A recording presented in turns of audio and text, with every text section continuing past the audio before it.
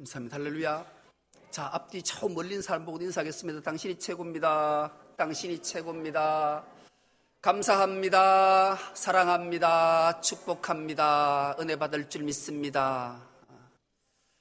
오늘 함께 은혜 받고자 하는 말씀의 제목이 나는 무익한 종, 이렇게 캐시마크를 탁 찍어놨어요. 묻는 거예요. 나는 무익한 종인가? 오늘 말씀을 통해서 정말 우리 모두가 주님 그렇습니다. 나는 무익한 종입니다. 이런 고백이 터져나오기를 간절히 소망합니다. 여러분 제가 퀴즈 하나를 낼 건데요. 가장 먼저 손을 들고 맞추면 지금 명절 때잖아. 제한테 선물이 당례실에 너무 많이 쌓여서 저거 어떻게 가져가지를 못해. 제가 못 들어. 저거 좀 주고 싶으니까 가장 귀한 것 골라서 갈 수 있도록 제가 할게요. 그러니까 가장 먼저 손을 바짝 들고 맞추시면 돼요. 기대를 하셔도 돼요. 예수 믿는다는 이유 때문에 유배를 간 사람들이 되게 많아요. 대표적인 인물 중에 하나가 정약용이라는 인물을 기억하십니까? 정약용이라는 분은 목민심서라는 책을 써서 많은 사람들에게 청백리 또 어떻게 다스려야 될 것을 썼던 인물이에요. 그 형이 하나 있었는데 그 형도 예수 믿다가 유배를 갔어요. 저 흑산도로 갔어요. 그 이름이 정약전이에요. 정약전이라는 분이 흑산도에 가서 유배에 있어서 할 일이 없으니까 해안가를 다니다가 고기들을 발견하면서 문헌을 참고해서 책 한 권을 써내게 되는데 그 책 이름이 자산어보예요. 자산어보. 자산어보는 자산이란 말이 흑산이라는 말을 너무 좀 암울한 것 같아서 이름을 바꿨다 그래요. 이 흑산어보라 하기도 하고 자산어보라는 책 한 권을 썼는데 거기에 재미있는 어종 하나를 이렇게 소개해요. 이 고기는 이제 긴장하시고 들으셔야 돼요. 이 고기는 몸이 매우 작고 큰 놈은 서너치 된다. 빛깔은 청백색을 띠고 6월 초에 연안에 나타났다가 서리가 내릴 때는 물러간다. 성질은 아주 밝은 빛을 좋아한다. 그래서 밤에 어부들이 불을 밝혀서 유인해서 그물로 함정에 빠뜨린 후에 그물로 떠서 잡는 고기 뭘까요? 고등어 땡. 예. 전어 땡. 일부 예배는 바로 맞추던데. 주여. 누구예요? 멸치예요. 근데 멸치는 정확한 답이 아니기 때문에 선물을 못 줘요. 멸어예요. 멸어. 멸어라는 자산어부의 말은 이 멸어라고 표현을 하는데 흔히 우리가 멸치라 그러죠. 이 멸어가 업신여김 멸자를 썼어요. 그리고 고기 어자를 썼어요. 이 멸치가 왜 업신여김을 받는 고기인가? 이를 정약전은 자산어부에서 이렇게 밝혀요. 이 멸어는 아주 성질이 고약해서 그물에서 딱 건져서 밖으로 딱 꺼내면 너무 성질이 고약고 급해서 바로 죽어뿐다라는 거예요. 그래서 이 정약전은 이 멸어에 대해서 그렇게 말을 하고 있어요. 이 멸어는 고약한 성질 때문이다. 그래서 업신여김을 받는 고기의 대표 명사가 되었다. 이렇게 자산어부에 기록하고 있어요. 여러분, 업신여김을 받는 것, 누구로부터 업신여김을 받을 때 사람은 되게 분노하고 상처받고 아파해요. 그런데 이 업신여김을 받는 것보다 훨씬 더 차원이 깊은 게 오늘 본문에 등장하는 무익한 종이에요. 이 설교 내용들을 전부 다 제목에 쭉 맞춰서 들으시면 나는 정말로 무익한 종인가? 아닌가를 판단하게 되고 그래, 나는 무익한 종으로 살 거야. 두 주먹 풀 건지고 풀 떨면서 결단하게 되기 때문이죠. 주님은 오늘 우리에게 물으셔요. 너는 무익한 종이냐? 이 물음 앞에 꼭 그렇습니다. 답하는 은혜가 있기를 축복합니다. 오늘 본문은 참 난해한 본문 중에 한 본문이에요. 이해하기가 쉽지 않아요. 그러나 제가 누구예요? 쉽게 풀 거예요. 걱정 안 하셔도 돼요.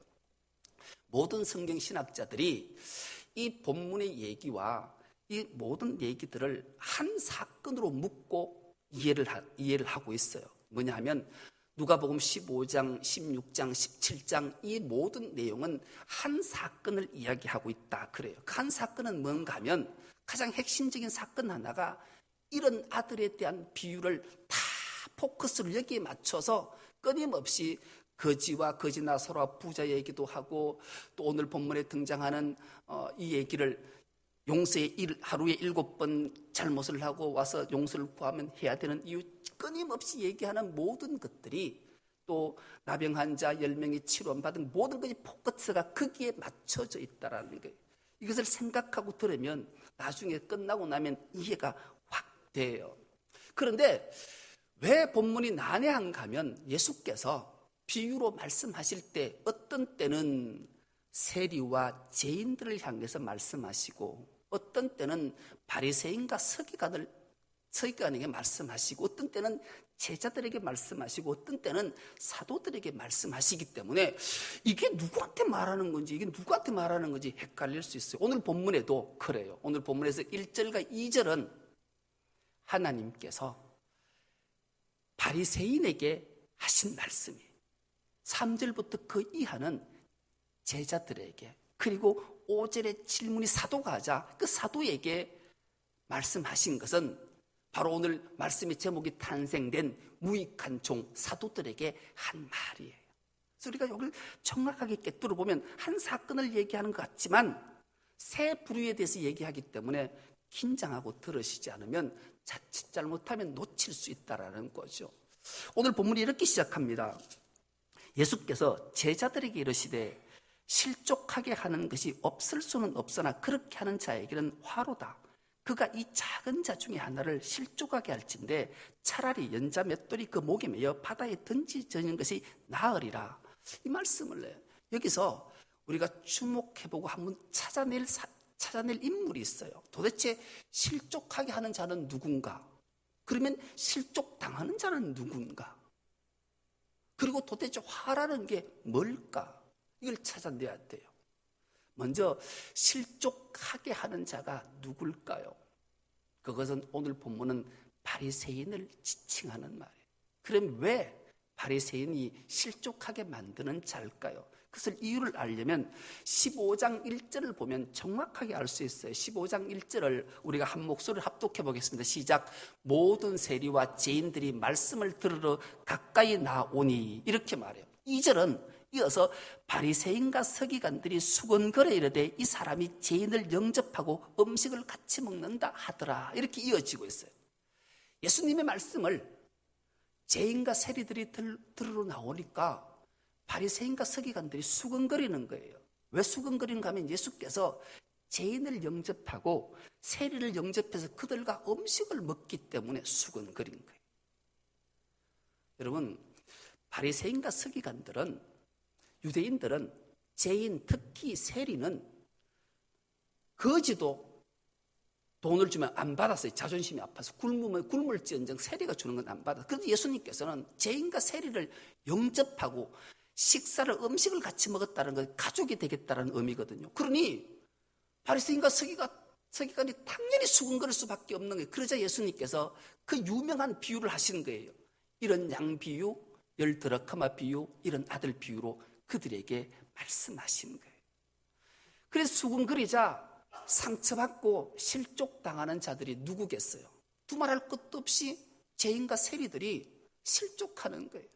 그 구체적인 내용을 16장에서 예수님은 제자들에게 이렇게 또 말씀하셔요. 16장 1절을 한번 보겠습니다. 시작. 또한 제자들에게 이르시되 어떤 부자에게 청지기가 있는데 그가 주인의 소유를 낭비한다는 말이 그 주인에게 들린지라. 이번에는 예수님께서 바리새인과 서기관 때 말씀하지 않으시고 제자들에게 말씀하시는데 불의한 청지기 비유로 이렇게 조목조목 말씀을 해주셔요. 그리고 그 쭉 넘어가서 16장 끝에쯤 되면 그 유명한 우리가 잘 아는 거지 나사로와 부자의 비유를 말씀. 이때는 또 바리새인들에게 말씀하는 거예요.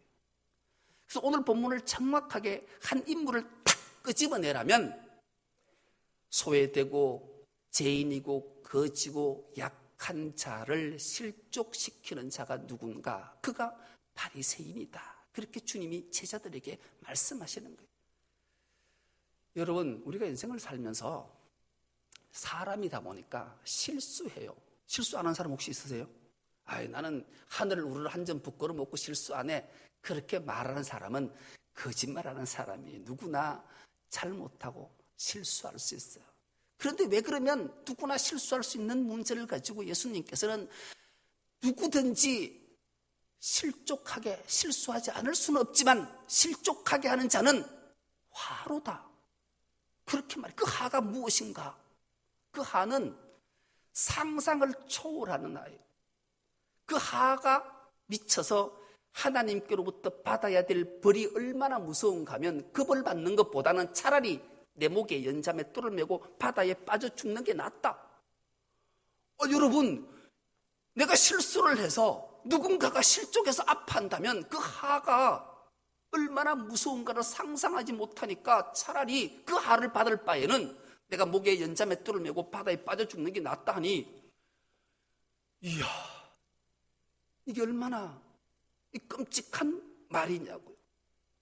그런데 여기서 실족하게 하는 이 바리새인들의 행위는 하나님의 말씀을, 하나님의 율법을 자기 마음대로, 자기 기준대로 해석해서 가난하고 소외하고 죄인과 세리와 아파하고 고통하는 자들에게 이야기해서 하나님 말씀이 이러니까 네 이런 행동했으니까 너는 마땅히 혼나야 돼, 너는 맞아야 돼, 너는 떠나야 돼, 너는 벌 받아야 돼, 이런 정죄함으로 인해서 실족하는 자들이 얼마나 많은지 몰라. 오늘날로 해석하면 목사가 하나님의 말씀을 자의적으로 해석을 해서 상처받게 하고 실족하게 하는 것 때문에 얼마나 큰 어려움을 당하는지 모른다, 이 얘기 하시는 거예요. 그러면 도대체 실족해서 하를 받는 하가 어떤가가? 바로 16장 마지막 절에 거지 나사로와 부자가 엄부에 빠진, 여러분 지옥도 3단계가 있다고 그래요. 마지막 단계가 어떤 지옥인지 아세요? 유황불, 독사 우글거리는 것, 그거 아무것도 아니에요. 아무것도. 마지막 지옥은 무저갱이라는 지옥을 가요. 무저갱이란 말이 무슨 말인가 하면, 제가 설명을 여러 번 드렸는데, 우리가 이제 자라면서 이런 꿈 한 번도 안 꿔본 사람 혹시 있어? 손 들면 또 상 줄게요. 혹시 있으면. 어릴 때 어떤 이유인지 모르지만 절벽에서 확 떨어져서 막 쫙 떨어지는 꿈을 꿀 때 있어. 그때 확 놀래가지고 딱 안 깨면 어쩌냐고요. 그게 무지갱이에요. 깨지를 않는, 꿈이 깨지를 않는 거예요. 무지갱으로 떨어지는데 막 절벽에서 막 떨어지는데 이게 깨야 이게 키 크느라고 그랬구나, 회복이 될 텐데 끊임없이 떨어지는 이 무지갱이 지옥의 마지막 무서운 곳이란, 남을 내 자의적 판단으로 하나님의 말씀을 왜곡해서 소자 하나를, 가난하고 아파하는 자를 실족해 하면 네가 그곳에 빠진다. 그렇게 제자들에게, 바리새인에게 받을 벌을 말씀하신 후에 이제 3절부터는 제자들에게 말씀하시는 게, 그러므로 너희는 스스로 조심하라. 만일 내 형제가 죄를 범하거든 경고하고 회개하거든 용서하라. 만일 하루에 7번이라도 내게 죄를 짓고 7번 내게 돌아와 내가 회개하노라 하거든 너는 용서하라. 이 제자들에게 이제 용서의 말씀을 하시는 거예요. 참 용서가 쉬운 사람이 어디 있겠어요. 그러나 오늘 말씀의 제목처럼 내가 무익한 종이라고 깨달으면 똑같은 죄를 하루에 7번씩 짓고 와서 가식으로, 거짓말로 하더라도 용서할 수 있게 되는 것이 무익한 종이 되는 비결이에요. 그것을 주님은 오늘 이 메시지를 통해서 우리에게 들려주고 싶어 하시는 거죠. 여러분, 누군가가 죄를, 잘못을 하고 와서 내가 생각해 보니까 잘못했다, 내가 이게 실수해서 너를 아프게 했는 것 같은데 용서해도, 그러면 한 번, 두 번은 그래, 사람이 뭐 실수할 수 있지. 그래, 괜찮아요. 괜찮아. 그렇지만 똑같은 실수와 잘못을 한 번, 두 번, 세 번, 네 번, 다섯 번, 여섯 번, 일곱 번쯤 하고 와서 내가 실수하고 잘못했으니까 회개하니까 용서해달라 그러면 사람은 여러분 혹시 가능하십니까? 안 가능해요. 안 가능해요. 사람은 누구나 분석하는 거예요. 분석. 저게 나를 아주 얕잡아보거나 우습게 여겼기 때문에 그렇지, 안 그러고 어떻게 저럴 수 있어? 이게 사람으로 양심이 있다면 이게 가능한 일인가? 그런데 여러분, 간혹 있어요. 양심이 하인을 맞으면 그럴 수 있어요. 그조차 하나님은 용서하라는 거예요. 왜요? 무익한 종은 용서하게 되는 거예요. 그렇다면 무익한 종이라는 게 도대체 뭘까? 그냥 종도 아니고 무익한 종. 이 무익이라는 말은 해나 이익이나 이런 걸 말하는 게 아니에요. 여러분, 이 당시 여기 본문에 등장하는 종이라는 단어가 둘로스라는 단어를 썼는데, 이 둘로스는 노예예요. 노예인데 인성이나 인격이나 품성이나 인성을 가진 노예를 말하는 게 아니에요. 말 그대로 사물이, 물건. 그래서 누군가가 종으로 내 집에 와서 내 종이 되면 일을 열심히 하다 늙어서 병이 들면 그냥 버리는 거예요. 그래서 사람들이 저 인간의 탈을 쓰고 말이야, 어떻게 자기가 평생 종살이 시키던 사람이 병들었다고 늙었다고 버려? 그렇게 말하지 않는 시대라는 말이에요. 여러분, 우리가 예를 들어 볼펜을 하나 사서, 일회용 볼펜을 사서 썼어요. 다 썼어요. 그럼 어떻게 해요? 버려요. 뭐 물건을 사다가 부러졌어요. 그럼 어떻게 해요? 버려요. 수습이 안 되는 이 종을 말하는 거예요. 우리가 이런 종이라면 똑같은 죄를 7번 아니라 70번을 짓고 내한테 미안하다, 용서해도 이 소리만 듣는 것도 감격하게 되는 거예요. 이 무익한 종이라는 거예요. 그럼 어떻게 이 무익한 종이 이렇게 할 수 있을까? 바로 나 같은 죄인을 위해서 창조하신 전능자 하나님이 인간의 몸을 입고 이 땅에 오셔서 내 죄를 사하시고 나를 구속하시기 위해서, 나의 생명을 살리시기 위해서 십자가에 죽으신 것이 이해되거나 깨달아지는 것이 아니라 믿어지면, 그렇습니다, 주님, 나는 무익한 종입니다, 이 고백이 터져나오게 된다. 그 말씀하는 깨달아지는 은혜가 있길 축복합니다. 어느 글을 보면서 이게 좀 가능할까 싶기도 해요. 여러분 한번 여러분은 깨달아지는지 한번 해보세요. 제가 부처라는 말 아시죠? 부처. 불교에 뭐 부처님 믿는다 하잖아요. 부처라는 말이 깨달은 사람이거든요. 어느 날 불자가 고성한테 와서 이렇게 질문을 해요. 스님, 부처가 무엇입니까? 그런데 이 고성이 이렇게 도로 대질문을 해요. 여보게, 그래요? 아니, 스님, 부처가 무엇입니까? 물으면, 그런데 이 스님이 여보게, 그래. 그러니까 이 사람이 네, 이래 다 부르니까, 여보게 하니까 네, 이러니까 그게 바로 부처일세. 깨달아진 거예요. 깨달아진 거예요. 살아서 깨달으면 생불이 된 거예요. 근데 여러분 깨달아지십니까?